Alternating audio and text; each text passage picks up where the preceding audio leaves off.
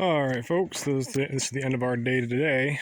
So this is what we've got accomplished since I last showed you guys what was going on. So as you can see, we've got all the joists on, and we've got the bridging, blocking, bridging, whatever you want to call it, is in place. And that way, basically, what the bridging and blocking does, whatever you want to call it, is basically it creates a bridge. It basically makes it so each joist is it's practically interlocked with another one. So basically, you're not just getting support.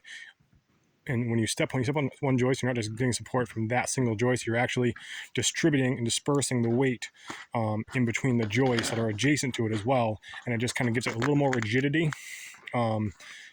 Less, so it gives it less deflection.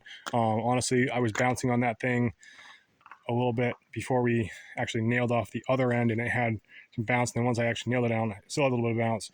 Now that I put the bridging on, it has little to no bounce whatsoever.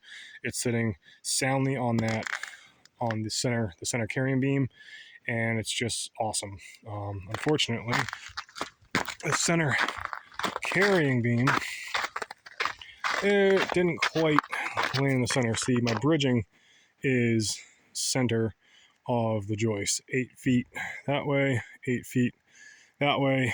That chalk line that you see right there on the joist, that actually is the center line, and then you just go through and you batter your blocking in, so it makes it a lot easier to actually through nail.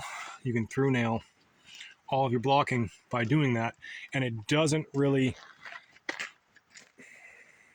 give you much less rigidity than if you were to just line them up. I mean, you're still getting a lot more stability from those blocking, even though they're battered like that.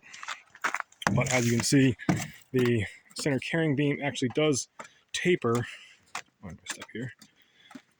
The center carrying beam actually does taper. I think that also had something to do with just the layout of the piers that I was not involved in this. I don't want anyone saying that I had any part in the layout of these piers, because I had nothing to do with this. This was all done prior to us even getting this job. This was done in, I think she said September, excuse me. This was done in September at least by the permit anyways. So we're just here. I'm just doing as much as I possibly can to get this thing back to a sound platform, so we can continue to build this thing.